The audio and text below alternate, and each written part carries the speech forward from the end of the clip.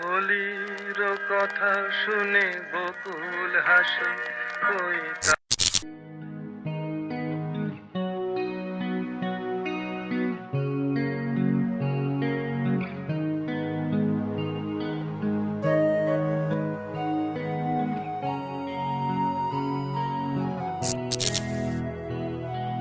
আব্বা!